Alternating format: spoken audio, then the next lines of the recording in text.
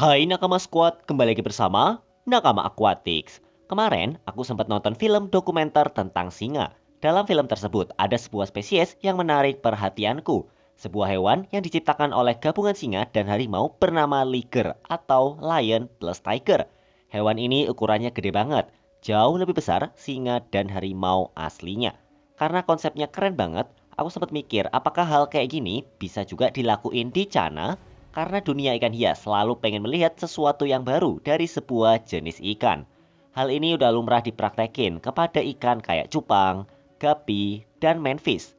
Kebanyakan kepada ikan kayak cupang, gapi, dan manfish ini ya hasil kawin silang dengan bentuk keturunan yang berbeda-beda. Malah kadang bisa tercipta genetik yang beneran beda dari situ. Lalu kenapa di China praktek selektif breeding dan kawin silang jarang dilakuin ya? Padahal kalau ada jenis baru hasil kawin silang, pasti dunia perikanan bakal heboh. Jadi kira-kira kenapa nggak ada jenis cana yang terkenal sebagai hasil kawin silang dan emangnya bisa cana dikawin silang? Mari kita bedah. Apakah cana bisa dikawin silang? Pada abad ke-19 ada sebuah percobaan yang nggak lazim dilakuin sama umat manusia. Pada tahun 1837 ada 2 ekor anak hasil kawin silang antara singa dan harimau yang lahir. Anak spesies langka ini diberi kepada Raja William IV yang menjabat sebagai Raja Inggris pada saat itu. Mulai saat itu, dunia mengenal sebuah hasil kawin silang dari 2 spesies predator apex di habitat mereka, yaitu harimau dan singa. Hasil kawin silang ini dinamakan liger.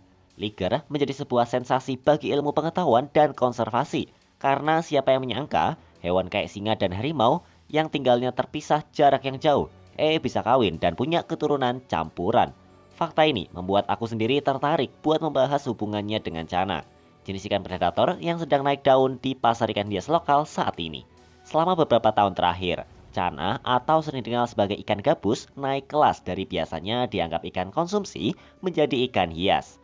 Banyak yang heran, kenapa ikan yang image-nya tadinya receh bisa jadi ikan hias yang digandrungi dan harganya juga mahal. Yang bikin cana jadi mahal adalah jenisnya. Kalau cana yang buat konsumsi, ya secara nilai ekonomi masihlah sama dengan dulu.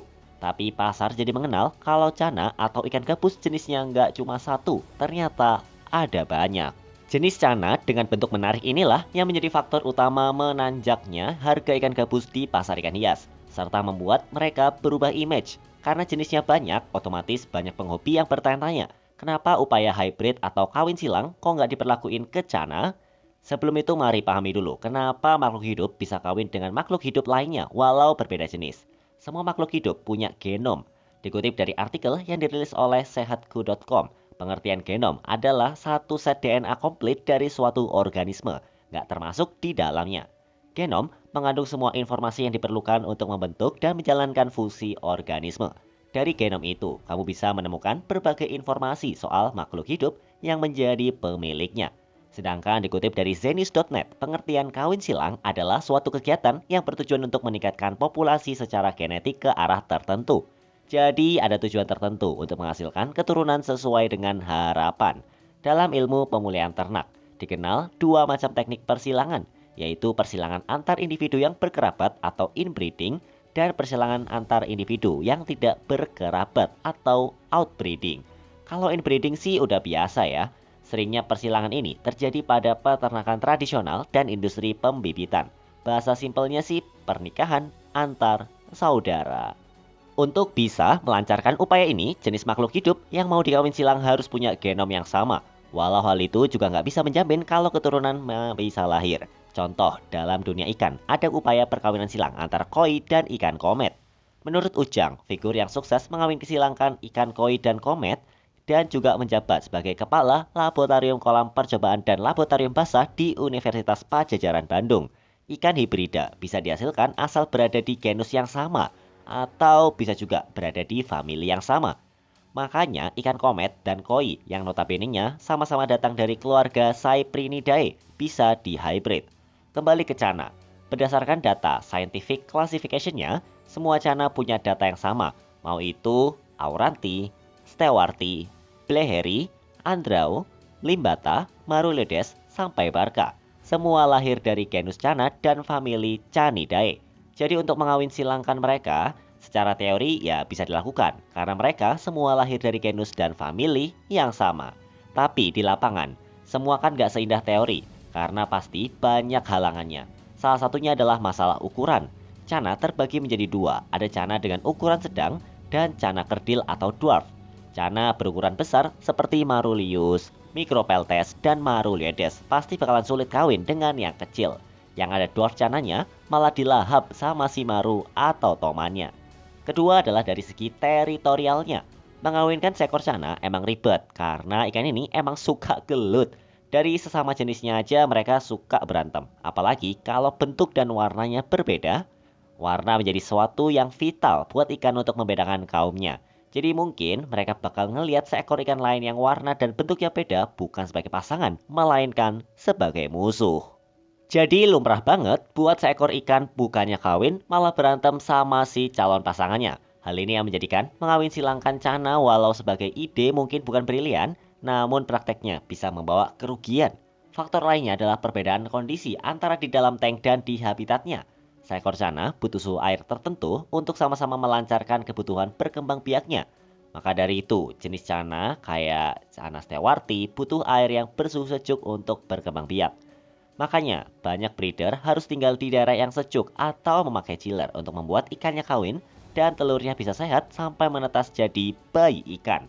Mengawinkan cana dari jenis yang sama di Indonesia aja sudah sulit. Jadi untuk hybrid pasti bakal lebih sulit. Mungkin bisa dengan sistem inseminasi atau kawin suntik. Metode ini udah berhasil dilakuin ke banyak ikan hias lainnya termasuk RTC dan Botia. Namun entah kenapa belum ada yang mencobanya ke ikan cana. Sebenarnya ada jenis cana yang lahir dari proses hibrida, namun pamornya malah nggak sengetop jenis indukannya. Jenis cana pulkra dan cana orna berasal dari kampung halaman yang sama, yaitu Myanmar. Keduanya juga dilaporkan hidup di habitat yang mirip, yaitu sungai dengan kadar oksigen tinggi, berair sangat bening dan bersih. Di samping itu, kedua ikan ini juga punya bentuk yang mirip, sama-sama berwarna biru. Punya sirip pelvik dengan warna bergaris hitam putih dan sama-sama punya motif titik di badannya.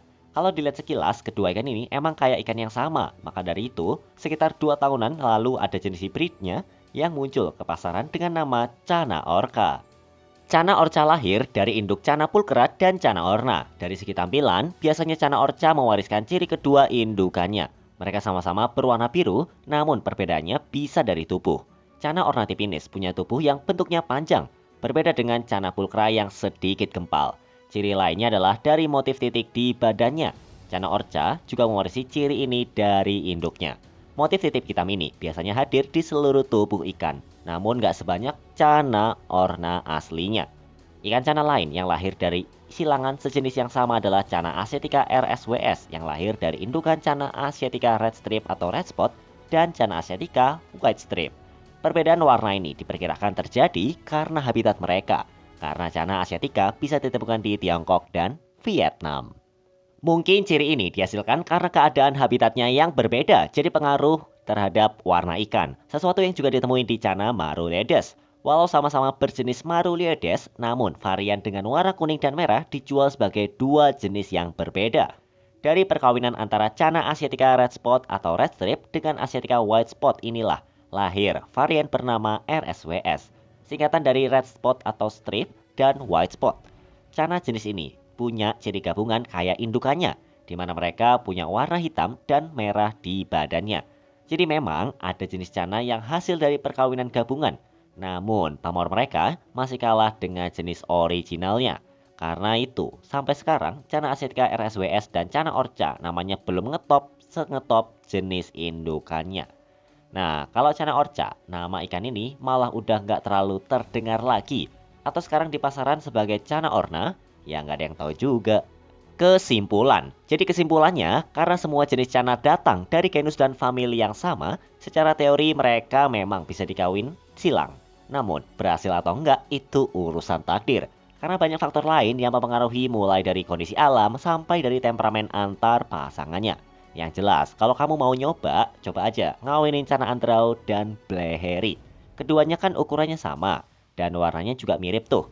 Siapa tahu kamu berhasil ya kan? Coba nanti kasih tahu kalau kamu bisa berhasil mengawin silangkan dua jenis cana itu ya. Kalau menurutmu bagaimana? Coba tulis di kolom komentar. Sampai jumpa di video-video Nakama Aquatics selanjutnya.